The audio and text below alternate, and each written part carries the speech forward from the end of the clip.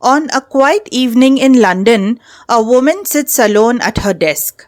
The house is silent, yet she feels watched, not by people but by expectations. Each time her pen touches the paper, a soft voice whispers, "Be nice, be modest, don't offend, please others before yourself." That voice is not her own.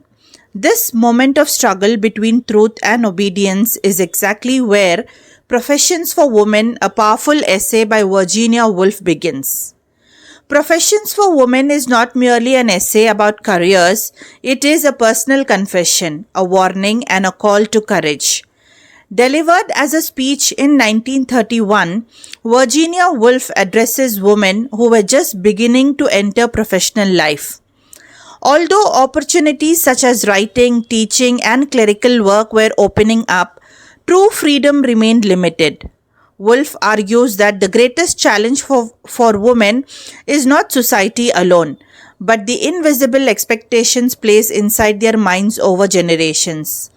At the center of this struggle stands a symbolic figure known as the angel in the house. Now, students, first let us understand what does Virginia Woolf mean by the professions for women. At first, the title suggests progress and optimism. Professions imply independence, education, and equality. However, Woolf quickly challenges this idea. Women may be allowed to work, but they are expected to remain gentle, selfless, and pleasing to others. Thus, although women enter professions, their intellectual and emotional freedom is still restricted.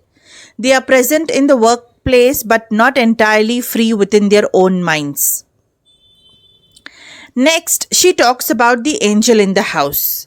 The angel in the house represents the Victorian ideal of womanhood, pure, obedient, sympathetic, and self-sacrificing. Woolf explains that this figure haunted her whenever she attempted to write honestly. The angel whispered constant reminders to be polite, modest, and pleasing, especially to men.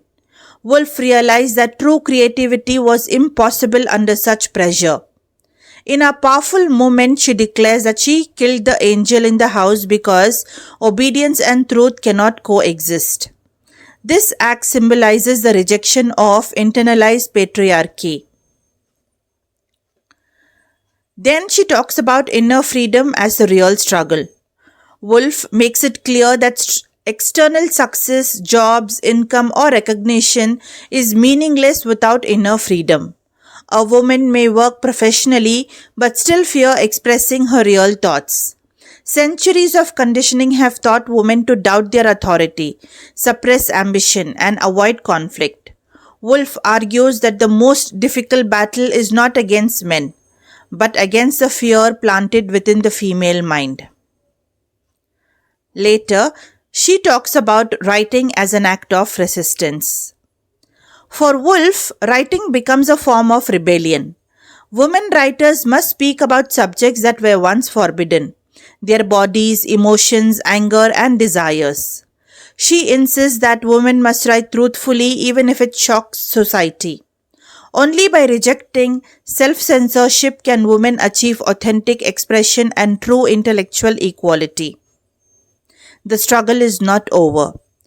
Woolf honestly admits that killing the angel was not only the beginning, many barriers remain: economic dependence, social judgment, and male-dominated institutions. She does not pretend to possess all the answers. Instead, she encourages women to continue questioning, experimenting, and pushing boundaries. The journey towards freedom is ongoing. Even today, professions for women remains deeply relevant. While women now occupy professional spaces, they often feel pressure to be likable before being honest, successful but not intimidating. The angel in the house has evolved but has not disappeared. Woolf's message reminds us that psychological freedom is crucial as social progress. Professions for Women stands as a manifesto of intellectual independence. Virginia Woolf teaches that freedom is not granted, it is claimed through courage and honesty. To live authentically, women must be willing to disappoint expectations and abandon the need for constant approval. True liberation begins when women trust their own voices.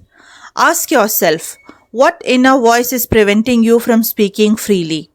What invisible angel are you still trying to please? Following Virginia Woolf's message, dare to think, write, work, and live without fear or permission. The future of women's professions begins with freedom of the mind.